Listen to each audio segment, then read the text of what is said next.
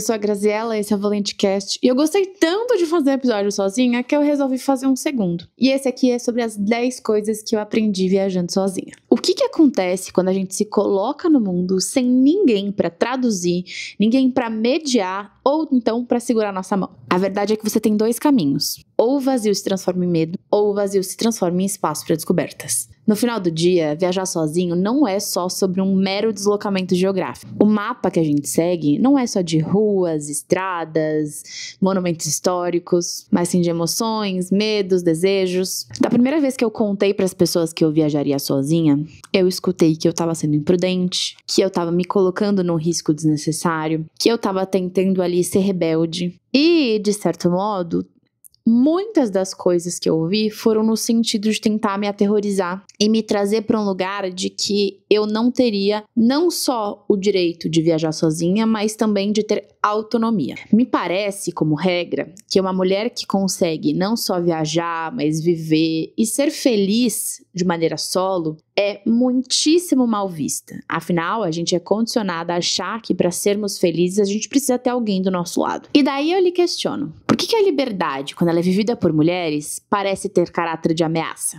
Erros de gravação, simplesmente meu microfone caiu no chão, uma beleza, né? Uma alegria que só. Mas vamos ao que interessa. O ano era 2024 e eu então decidi comprar uma passagem para ir para a Europa e passar 20 dias sozinha, sem ninguém conhecido. Qual que foi o contexto dessa viagem? Por que eu decidi fazer essa viagem? Eu fui mentorada por uma advogada, a Jéssica, que ela contava uma história de que ela nunca se sentia no direito de fazer a viagem dos sonhos dela, porque ela tinha uma crença de que aquele não era o momento, de que ela não estava pronta, enfim, várias questões. E eu já estava num momento da minha carreira que, embora eu tivesse os meios financeiros para bancar uma viagem para a Europa, eu não tinha nenhuma coragem de fazer isso. Não porque eu tinha medo de viajar sozinha, de descobrir o mundo, até porque, assim, em casa sempre foi algo muito incentivado, nunca foi um tabu dentro da minha família. Inclusive, todas as mulheres da minha família praticamente viajam sozinhas como regra. Mas sim porque eu achava que, numa crença muito maluca, assim, de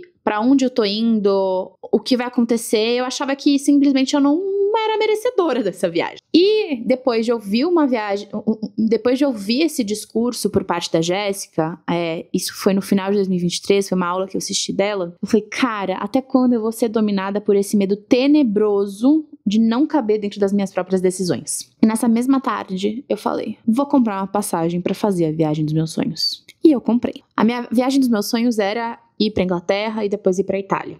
Eu sou completamente apaixonada pela cultura italiana, a família do meu pai é majoritariamente italiana, e eu queria muito ir pra Inglaterra porque eu queria ir pro parque do Harry Potter. Aliás, não é um parque, né? É uma exposição que tem, chama Harry Potter Exhibition, que é absolutamente incrível, maravilhosa, eu vou falar mais sobre ela, mas o objeto não é esse. Então eu queria fazer esses 2 trechos de viagem e eu consegui encontrar uma passagem que me colocaria primeiro em Londres e depois em Roma, e daí eu montei todo o roteiro. Detalhe, eu comprei essa passagem em dezembro de 2023 e nessa loucura que eu tinha de não me sentir merecedora dessa viagem, apesar de ter como bancá-la, ter como fazê-la, ter agenda pra isso, ter disponibilidade dentro do meu negócio pra poder me ausentar, eu decidi fazer essa viagem só em agosto de 2024. Ou seja, com 8 meses de antecedência eu comprei a passagem pra que eu tivesse 8 meses ali pra me programar psicologicamente pro que seria essa viagem, porque ela não era uma viagem meramente, não era só pra ser uma experiência de deslocamento, de conhecer lugares, comer comidas gostosas, mas também era algo muito importante pra mim, enquanto empresária, enquanto dona do meu próprio negócio, de poder falar, eu vou me ausentar durante esse período. E eu já tava ali num looping, já fazia 2 anos que eu não tirava férias. Então, pra mim, realmente era muito importante. E além de tudo isso, seria a minha primeira viagem internacional sozinha. O fato é que eu embarquei, eu lembro até hoje, foi dia 4 de agosto de 2024, acabou de fazer um ano dessa viagem, e foram os melhores 20 dias da minha vida. Foi uma viagem incrível, em que cada momento eu tinha vontade de me debulhar em lágrimas, de alegria de estar podendo viver aquilo, de estar tendo aquelas experiências. E até hoje, faz mais de um ano que eu viajei, toda vez que eu conto pra alguém, principalmente pra outras mulheres, que eu fiz essa viagem sozinha, eu escuto o seguinte: nossa, mas como é que foi passar tanto tempo só com a sua presença? E pra mim a resposta não poderia ser mais óbvia. Foi completamente incrível e maravilhoso, gente. Vamos a título de contexto. Eu sou uma pessoa que primeiro de tudo, eu sou filha única. Acho que isso é muito importante ser colocado. Então, assim, eu, via de regra, não tinha companhias da minha idade na minha rotina. Então, nunca foi uma questão ficar sozinha. Em segundo lugar, faz 10 anos, agora no começo de 2026, faz 10 anos que eu moro sozinha. Pra todos os fins, a solidão, ela é muito reconfortante pra mim. Eu não tenho problemas em ficar sozinha. Muito pelo contrário, eu prefiro, em muitas ocasiões, estar só, ter o meu espaço, fazer as minhas regras, enfim, o que for necessário, do que estar numa companhia que não necessariamente vai me agradar e tá ali só pra cumprir tabela de estar junto com alguém. E daí que nasceu a vontade de fazer esse podcast em relação a essas 10 coisas que eu aprendi viajando sozinha, porque eu juro por Deus que eu queria poder estampar isso na minha cara e que todas as mulheres que têm contato comigo tivessem acesso não só às possibilidades de viajarem sozinhas, mas principalmente as oportunidades de fazê-lo. Que elas tivessem acesso à experiência, aos aprendizados e principalmente a tudo que isso gera dentro de nós, sendo mulheres desbravando o mundo. Vamos lá! A primeira coisa que eu aprendi nessa viagem foi a confiar em mim mesma. Isso não é da boca pra fora. Isso foi sobre entender como eu lidaria com imprevistos. E alguns aconteceram, por mais que eu seja a pessoa mais organizada que eu conheço, que eu fiz um baita roteiro, pesquisei. Nossa senhora, pesquisei muito antes de viajar. Aconteceram coisas que, se eu não soubesse ouvir a minha voz interior, eu provavelmente teria entrado em parafuso. Mas eu sabia, e eu tive muita tranquilidade de escutar a mim mesma quando chegou a hora de tomar decisões, sem precisar de ninguém para me apoiar nelas. Eu também aprendi nessa viagem a apreciar a minha própria companhia. Já fazia muito tempo aqui em São Paulo, principalmente no pós-pandemia, que eu não fazia tanta coisa fora de casa sem amigos, sem família, coisas do gênero. Por quê? No pré-pandemia, né, enfim, quando eu tava na faculdade, então eu formo em 2020, então eu formo bem no começo da pandemia, então minha vida pode ser marcada ali da acadêmica antes da pandemia e pós-pandemia. Eu formo em 2020 e antes de eu me formar na faculdade, eu passava muito tempo só, porque, gente, eu, às vezes, tudo que eu queria era ficar sozinha, assim. Eu ia do estágio pra faculdade e no estágio tinha gente me demandando, falando comigo 24 horas por dia. Na faculdade, minha sala tinha 60 pessoas, então ficar sozinha, ir no cinema sozinha, ir num restaurante sozinha, ir no MASP, que é uma coisa que eu sempre tive o hábito de fazer, era incrível. Com a pandemia, quando a gente sai ali do isolamento, eu tento evitar de ficar sozinha em espaços públicos por um simples motivo.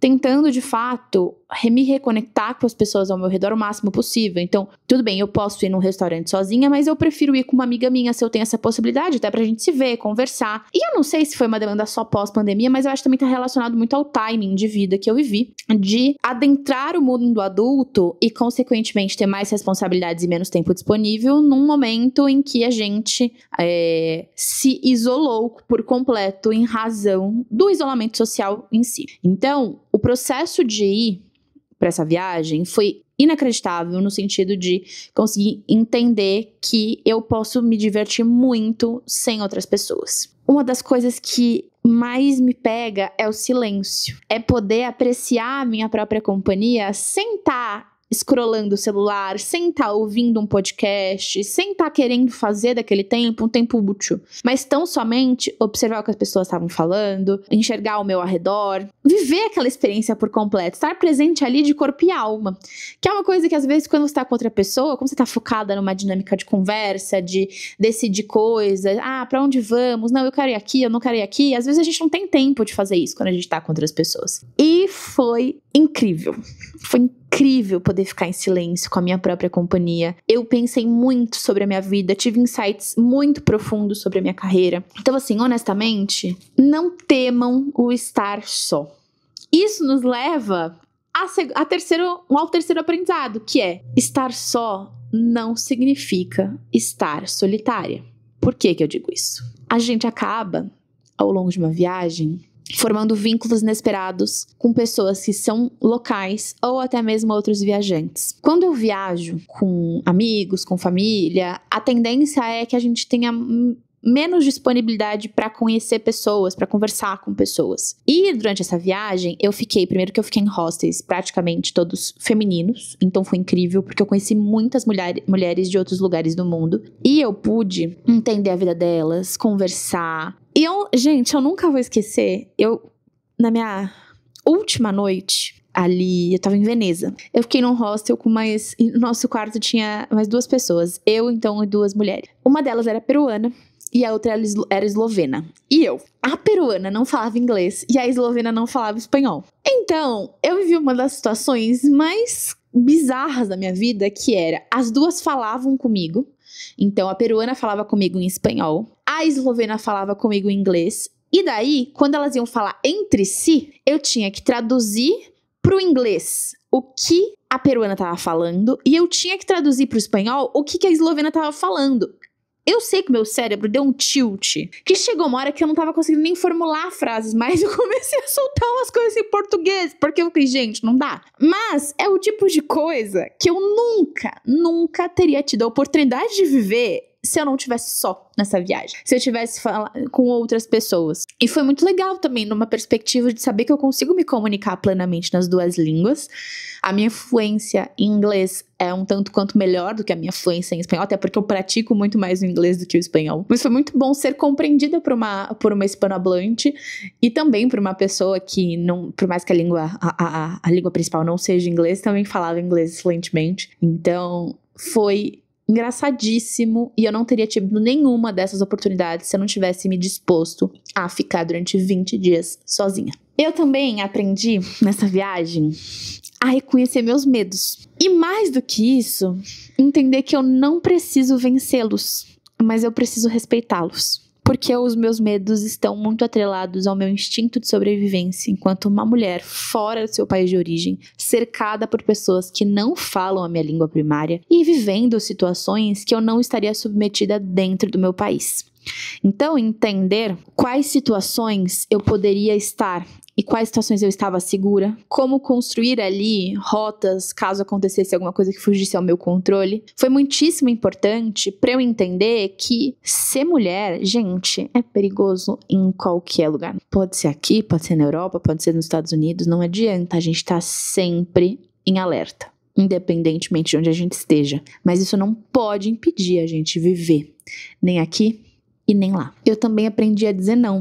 E isso está muito atrelado sobre essas situações de risco. Antes de viajar, eu assisti 1 milhão de vlogs, vi 1 milhão de Instagrams de pessoas, de mulheres que estavam na mesma situação que eu, viajando sozinhas pela Europa, o que me deu um panorama muito bom, muito cuidadoso e muito informativo sobre as situações. Então eu já sabia de alguns scams que acontecem, né, que são algumas situações que engana turista, tal, para também, né, evitar de se colocar em situações de perigo. E eu sabia, por exemplo, que eu teria que tomar muito cuidado com o que eu fizesse, porque isso poderia me colocar num risco maior ou menor. Só um exemplo para vocês. Eu não bebo. Faz anos que eu não bebo. E eu fui pra Itália, né?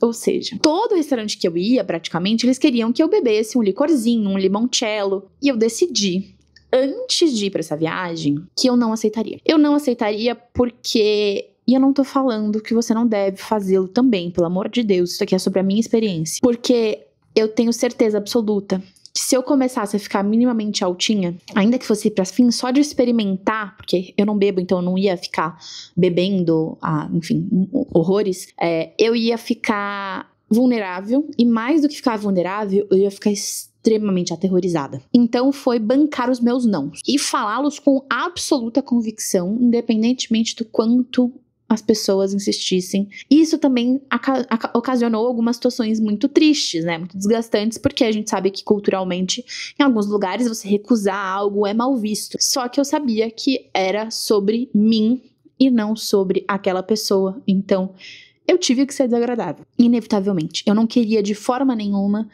me colocar numa situação em que eu não estivesse respondendo por mim, em que eu estivesse em risco, estivesse em perigo. E obviamente não tô falando que beber álcool é se colocar em risco, pelo amor de Deus, não entendam isso. Fato é que eu me conheço e eu sei que esse tipo de coisa poderia ser um gatilho pra mim.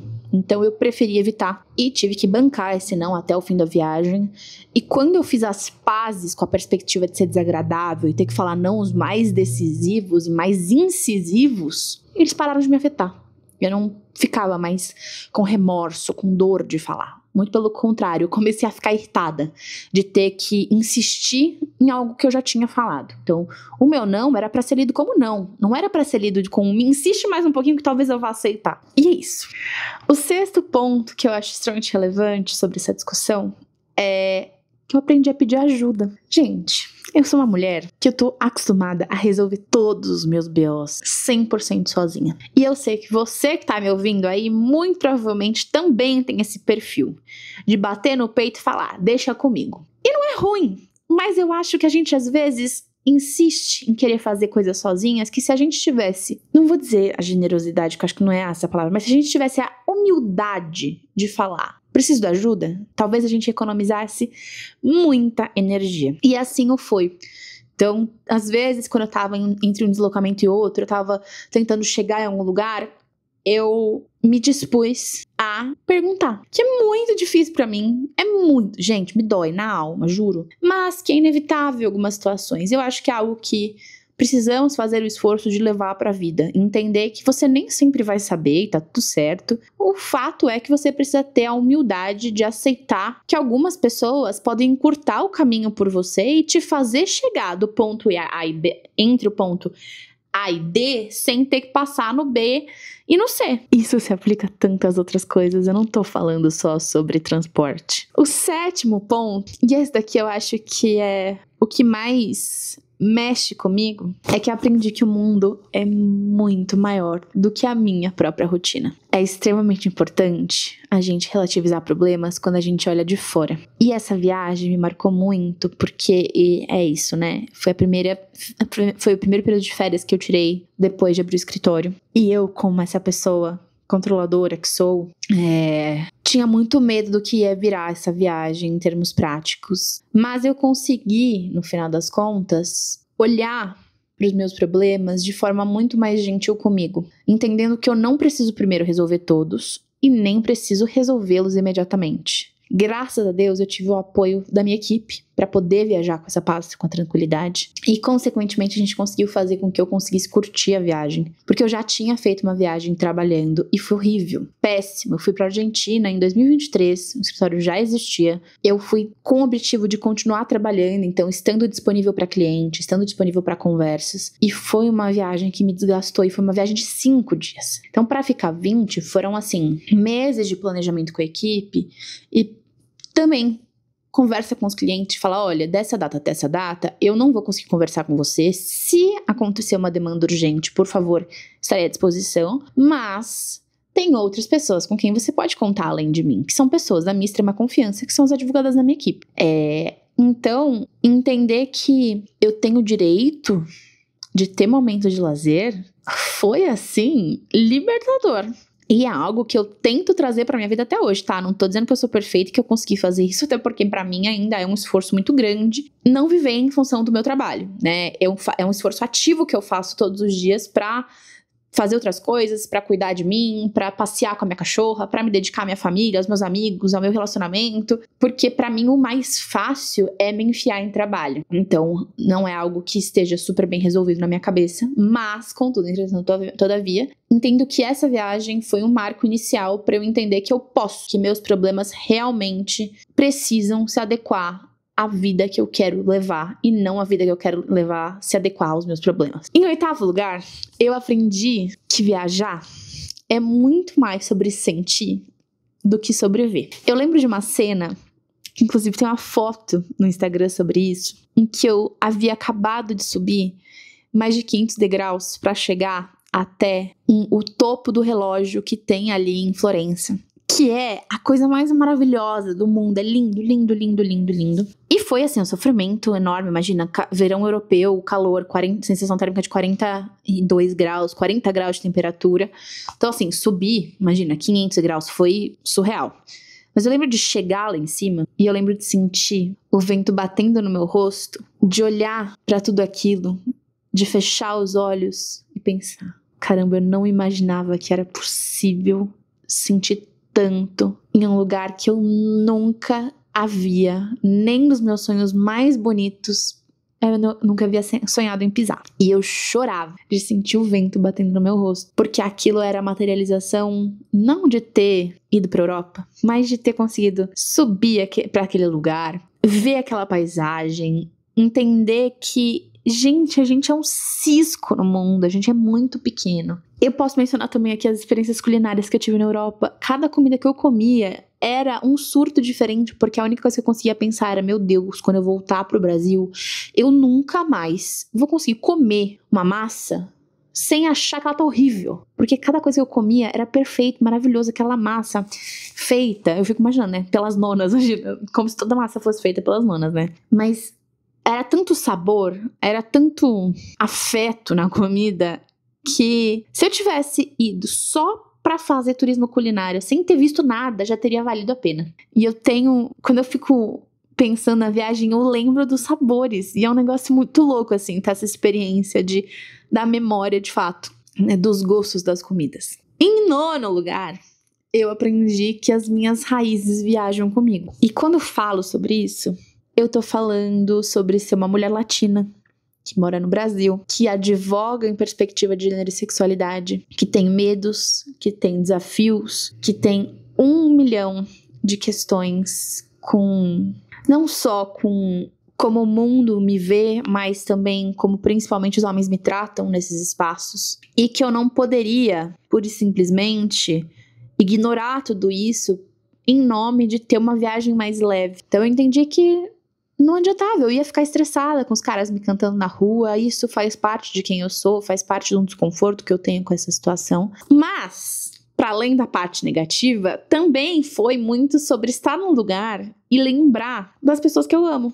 Eu lembro que no domingo do Dia dos Pais, era no Brasil Dia dos Pais, eu liguei pro meu pai e eu tava, se eu não me engano, eu tava na Piazza Navona, ali em Roma, eu acho que era, não sei. E eu lembro de mostrar aquilo pro meu pai, um cara que infelizmente nunca teve a oportunidade de ir até a Itália, e da gente se emocionar juntos, por eu ter conseguido realizar um sonho intergeracional.